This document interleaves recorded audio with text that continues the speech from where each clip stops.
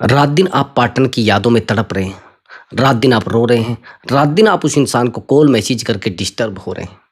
आप उसको समझाते कुछ नहीं हो रहा है। यानी आपको पार्टनर की रात दिन याद आती है और आप कहते हैं कि सर, मुझे पार्टनर की जब याद आती है तो मुझे बहुत एंजाइटी होने लगती है। दोस्तों, अगर ऐसा आपको हो रहा है और ऐसे आप तड़प रहे हैं, एंजाइटी आपको हो रही है, तो आज के बाद आपको पार्टनर की कभी याद नहीं आएगी। लेकिन हाँ, पार्टनर आपकी यादों में ज़रूर तड़पेगा। पार्टनर आपके लिए 100% रोएगा, लेकिन उसके लिए आपको थोड़ा चुप और थोड़ा शांत रहना पड़ेगा। फिर देखिए पार्टनर को कैसे, और इस वीडियो को ध्यान से देखना पड़ेगा। आए समझ आपको? और हाँ दोस्तों, अगर आप मुझसे बात करना चाहते हैं तो व्हाट्सअप नंबर दिया हुआ है। उस व्हाट्सअप नंबर पर आप अपनी कॉल बुक करा सकते हैं और आप मुझसे बात कर सकते हैं। बट दोस्तों, वो पेड कॉल है, पहले आप उस पर पेमेंट करेंगे तब जाकर आपकी बात हो पाएगी। हाँ, प्रॉब्लम कोई भी हो सकती है, रिलेशनशिप से रिलेटेड हो सकती है, मैरिज लाइफ से रिलेटेड हो सकती है, या जाने अनजाने कुछ ऐसे रिश्तों में आप फंस जाते हैं जिन रिश्तों को आप रात दिन संभालने की कोशिश करते हैं, जिन रिश्तों को आप रात दिन बचाने की कोशिश करते हैं, लेकिन उस इंसान के ऊपर आपकी बातों का असर नहीं होता है। आप उसको समझाते हैं, कुछ नहीं होता है। आप उसको मनाते हैं, कुछ नहीं होता है। हैरानी की बात यह है कि आप उस इंसान को समझाते समझाते थक जाते हैं। आप उस इंसान को मनाते मनाते थक जाते हैं। क्या करोगे अब? रोगे? क्या करोगे अब? समझाओगे? नहीं मेरे भाई, कुछ भी मत समझाओ। बस जो मैं तरीका आपको बताऊंगा, अपॉइंटमेंट बुक करा लेना। वो पेड कॉल है। जो मैं तरीका बताऊंगा, उस तरीके को यूज करने के बाद पार्टनर का दिमाग सेट आ जाएगा। पार्टनर का दिमाग और अकल दोनों सेट आ जाएगी। आया समझ में? और पैरों नीचे से जमीन खिसक जाएगी। जो ट्रिक मैं यूज करूंगा, जब उस इंसान को रिग्रेट फील कराया जाएगा। हाँ, एक बात और मैं आपको बता देता हूँ। अगर सच में आपका रिलेशनशिप 2 से 3 साल का है, या रिलेशनशिप को 6 महीने भी हो गए हैं और फिर आपका पार्टनर आपको छोड़ कर गया है, फिर आसानी से वापस ला सकते हैं, क्योंकि वो एक इमोशनल अटैचमेंट है और इमोशनल अटैचमेंट को इतनी आसानी से नहीं तोड़ा जा सकता। उस इंसान को रिग्रेट फील कराया जा सकता है, लेकिन कब? जब इमोशनल अटैचमेंट हो। हाँ, एक बात और मैं आपको बता देता हूँ। हम लोग क्या करते हैं कि पार्टनर के लिए बहुत बहुत ज़्यादा एफर्ट लगाते हैं, इसलिए पार्टनर वापस नहीं आता। तो जो तरीके मैं आपको बताऊंगा, अगर सच में आपने पार्टनर के लिए इमोशनल, फिजिकल, फाइनेंशियल बहुत पैसा अपने पार्टनर के ऊपर खर्च किया है, फिर भी पार्टनर को फर्क नहीं पड़ रहा है, और फिर वो आपको कहते हैं तू कौन है, अब कहने दो उसको। अब मेरा तरीका समझ लेना। और हाँ दोस्तों, अब अपने टॉपिक पर आते हैं। दोस्तों, एक बात और मैं आपको बता देता हूँ। कोई जादू टोने की उम्मीद मुझसे मत रखना, क्योंकि मैं ओनली साइकोलॉजी जानता हूँ। साइकोलॉजी से रिश्ते को सही किया जा सकता है, और रिलेशनशिप में सबसे ज़्यादा काम करती है साइकोलॉजी, सबसे ज़्यादा काम करती है। कोई तांत्रिक विद्या मेरे पास नहीं है, ओनली साइकोलॉजी है। दूसरी बात, कोई ज्योतिषी विद्या नहीं है। हाँ, ज्योतिषी विद्या से काम बिल्कुल नहीं बनेगा, साइकोलॉजी बन जाएगा। तो चलिए दोस्तों, अपने टॉपिक पर आते हैं। हैरानी की बात यह है कि जैसे ही हमारा पार्टनर हमें छोड़कर जाता है तो हमें सच में एंजाइटी होने लगती है।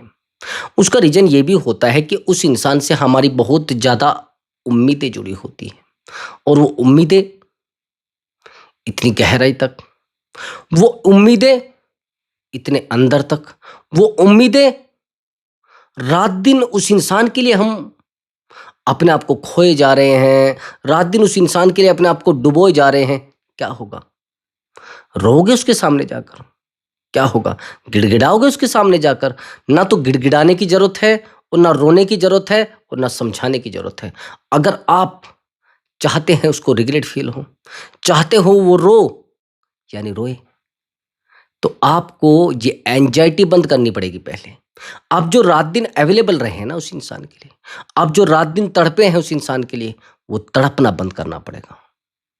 वो रात दिन जो आप उस इंसान को टाइम दिए जा रहे थे ना, रात दिन उस इंसान को वैल्यू दिए जा रहे थे, वो वैल्यू पहले खत्म करो। ये वैल्यू ही तो आपको खो रही है। आपने उस इंसान को तो बहुत वैल्यूबल बना दिया और अपने आप को बेवकूफ बना लिया, फिर कैसे पार्टनर वापिस आ जाएगा भाई? उस इंसान को तो आपने वैल्यूबल बना दिया ना, और अपने आप को अवेलेबल बना दिया, कहां से पार्टनर वापिस आ जाएगा? जिस इंसान के लिए आप रोए जा रहे हैं, पूरे तरीके से डूबे जा रहे हैं, उसको तो समझो। उसकी नजरों में आपकी औकात क्या है, उसकी नजरों में आपकी वैल्यू क्या है। नहीं मेरे भाई, आप बहुत बड़ी गलती कर रहे हैं। ये गलती पहले आपको एक्सेप्ट करनी पड़ेगी, और इस गलती के कारण ही आज आप डिस्टर्ब हो रहे हैं। पहले डिस्टर्ब होना बंद करो, नहीं चलेगा कुछ भी। समझाना बंद करो, नहीं चलेगा कुछ भी। दौड़ना बंद करो, नहीं चलेगा कुछ भी। उस इंसान के लिए बिल्कुल रोना बंद कर दो। जिस दिन आपने रोना बंद कर दिया, उस दिन उस इंसान को आपके सामने गिड़गिड़ाना पड़ेगा। आपने तो समझाया ना उसको, आपने तो मनाया है ना उसको। क्या होगा अब? रोगे उसके सामने जाकर? नहीं रोने की जरूरत, ना समझाने की जरूरत है। और मैं एक बात और बता देता हूं, बस आप अपने आप को स्ट्रोंग बनाते जाइए, उस इंसान को वापिस आने में देरी नहीं लगेगी। ऐसा हुआ है कई बार, ऐसे मैंने बहुत सारे रिलेशनशिप को सही किया है।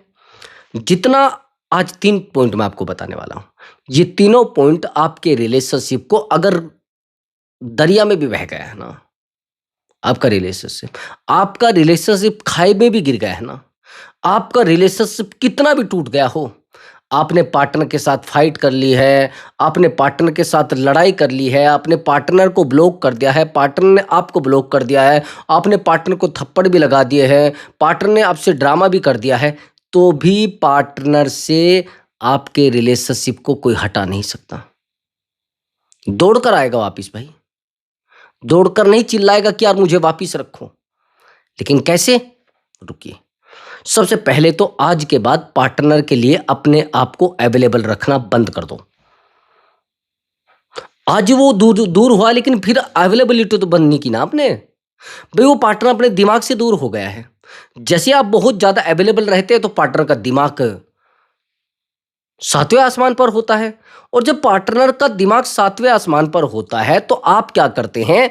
आप उस इंसान के सामने जाकर रोने लगते हैं,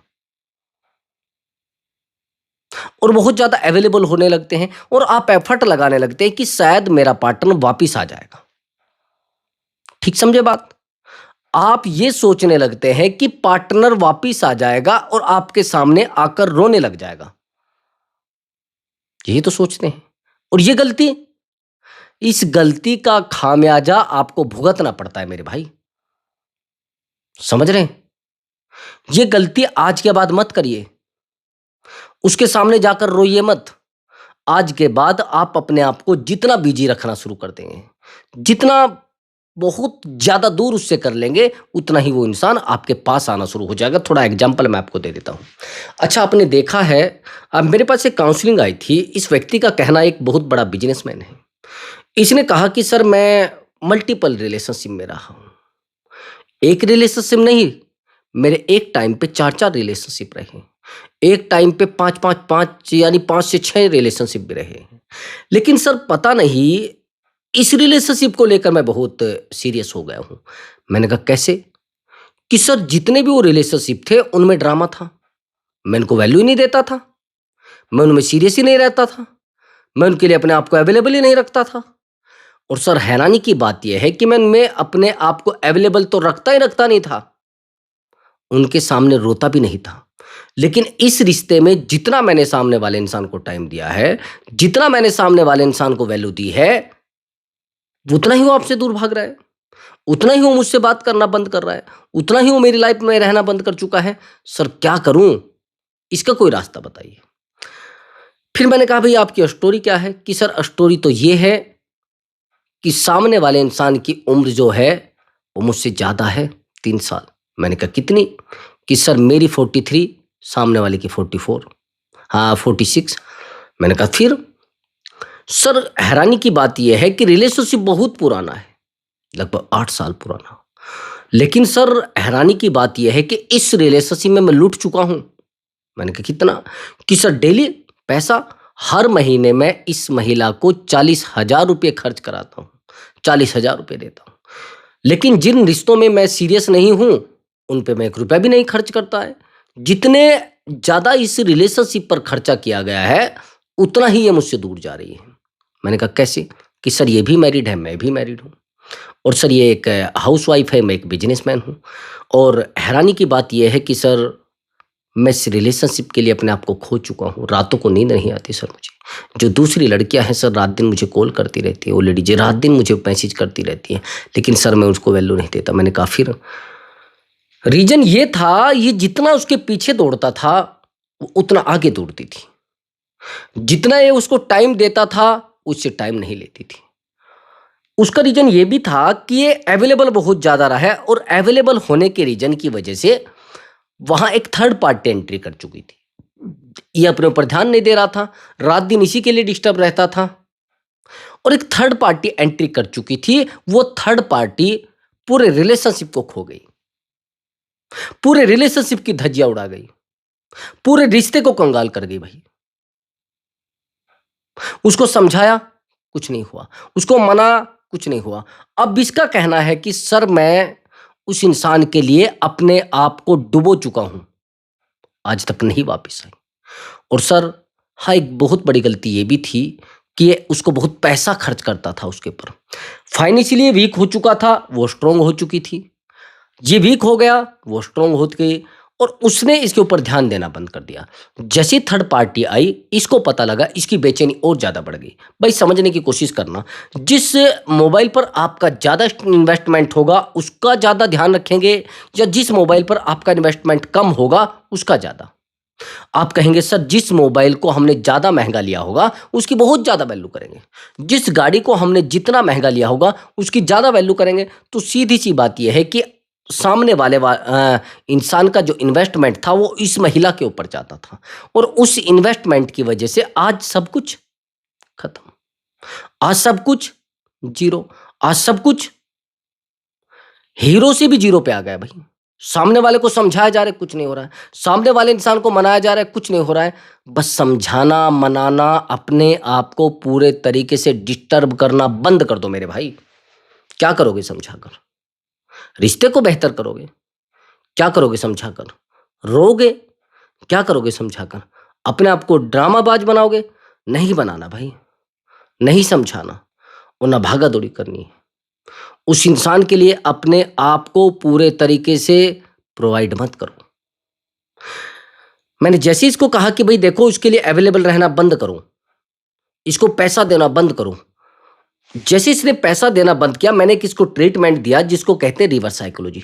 उससे फाइट नहीं कराई, थर्ड पार्टी वहां पर आ गई थी। मैंने इसको कहा कि आप डेली अलग अलग फोटो डालिए, ये मैं बहुत वीडियो में बात बता चुका हूं। जैसे ये सब हुआ, मैंने कहा और आज के बाद इससे डिस्कनेक्ट हो जाइए पूरे तरीके से। फोटो डालते रहिए, डिस्कनेक्ट हो जाइए, इससे बात मत करिए, इसकी कॉल आए रिसीव मत करिए, इससे मिलने मत जाइए, इसका कुछ भी काम है बंद कर दीजिए। समझाना नहीं है, मनाना ही है, और उसके लिए रोना भी नहीं है मेरे भाई। कुछ समझ आया? अगर रोगे तो फिर इस तक हो जाएगा। अगर आप अपने आप को पूरे तरीके से उसके लिए अवेलेबल कर दोगे ना, तो फिर इस तक हो जाएगा। अब समझना मेरी बात को।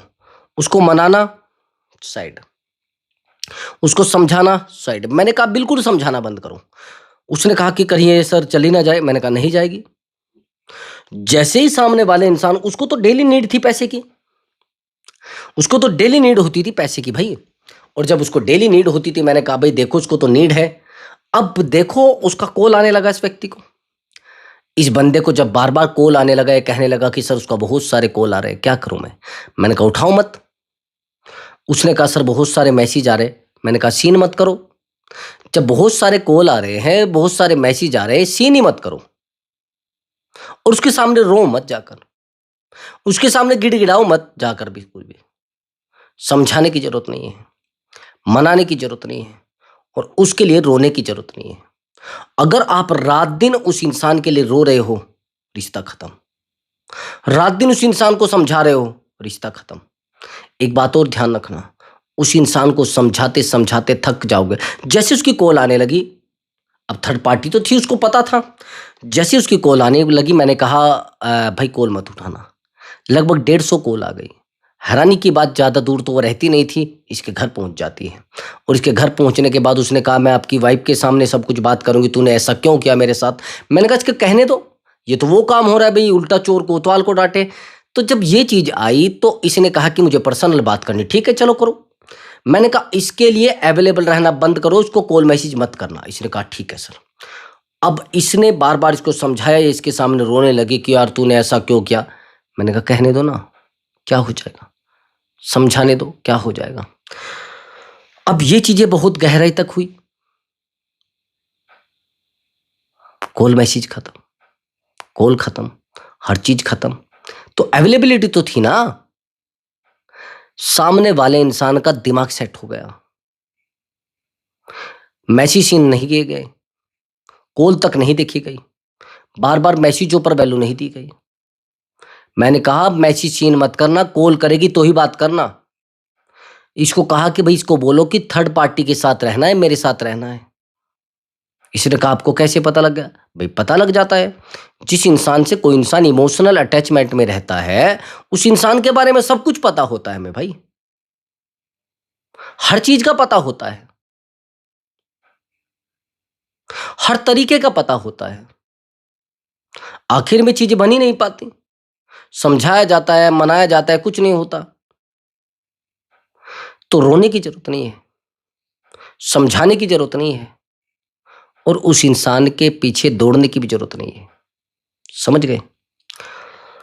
आप कहेंगे कि सर मैंने उस इंसान से बहुत प्यार किया है, वो आज मेरी बात को नहीं समझना चाह रहा है, वो आज मुझे वैल्यू नहीं देना चाह रहा है, आज मेरी बातों को समझना नहीं चाहता। क्यों समझा रहे हो आप उसको? क्यों मना रहे हो उसको आप? जब आप जानते हैं कि अवेलेबल रहने से रिश्ते खत्म हो जाते हैं। मैं वही कह रहा हूं, अभी मैंने कहा कि अवेलेबल रहे हैं और सीरियस रहे तो रिश्ते का क्या हुआ? धज्जियां उड़ गई। आज वही रिश्ते बेहतर क्यों हैं जिनमें सामने वाला व्यक्ति बेहतर है और सामने वाला व्यक्ति खत्म। अगर दोनों रिश्ते बराबर के हैं, आपने देखा होगा, अगर दोनों ही पति पत्नी जॉब पर है तो रिश्ते बहुत मुश्किल हो रहे बनना, नहीं चल पा रहे हैं ठीक ठाक, झगड़े होते हैं डेली। पत्नी वैल्यू ही नहीं देती हस्बैंड को, हस्बैंड वैल्यू नहीं देता पत्नी को। दोनों के दिमाग में क्या है, थोड़ा समझना। दोनों के दिमाग में यह है कि मैं इंडिपेंडेंट हूं। एक व्यक्ति को डिपेंड होना पड़ेगा एक दूसरे पर, तभी रिश्ते चल पाएंगे। तो हम लोग गलती क्या कर रहे हैं? हम इमोशनली डिपेंड हो रहे हैं मेरे भाई। आज के बाद अपने पार्टनर के ऊपर इमोशनली डिपेंड होना बंद कर देना। कुछ समझ आई मेरी बात आपको?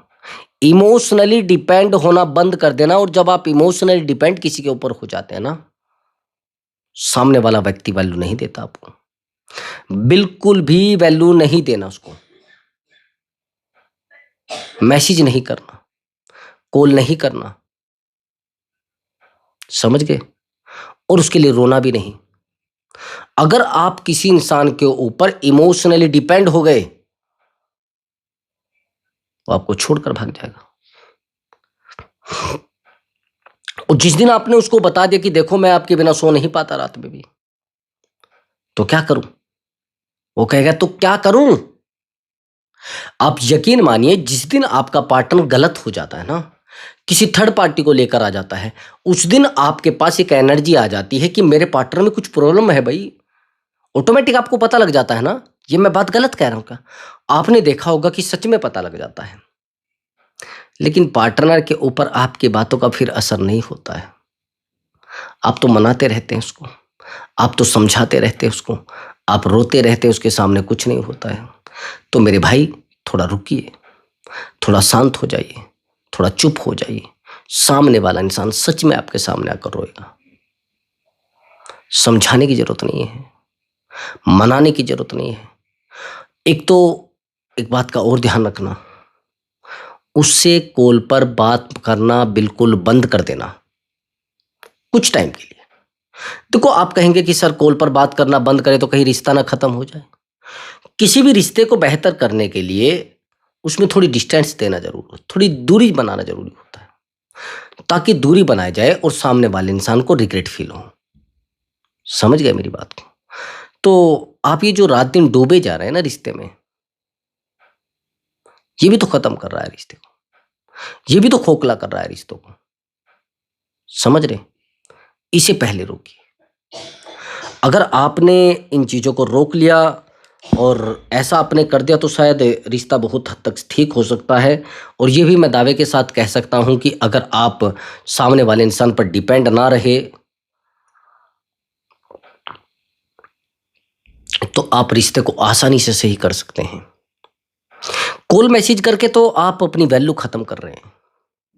उस इंसान को बार बार मिलने के लिए बोलकर तो आप और ज्यादा वैल्यू खत्म कर रहे हैं। हम लोग यही तो गलती करते हैं। हम सामने वाले इंसान को कॉल मैसेज करके अपने आप को जीरो करते हैं, फिर वो इंसान हमारी बात ही नहीं सुनता। हम उस इंसान को समझाते हैं, उसको फर्क ही नहीं पड़ता हमारी बातों से। हम उस इंसान को मनाते हैं, फिर फर्क नहीं पड़ता है उस इंसान को। भाई सबसे पहली बात तो आपको अपने आप को रोकना पड़ेगा, समझ गए? ये जो आप रात दिन उस इंसान के लिए अवेलेबल है ना, ये रिश्ते को खोखला कर रही चीजें। उसको एहसास करो भी मैं भी वैल्यूबल हूं।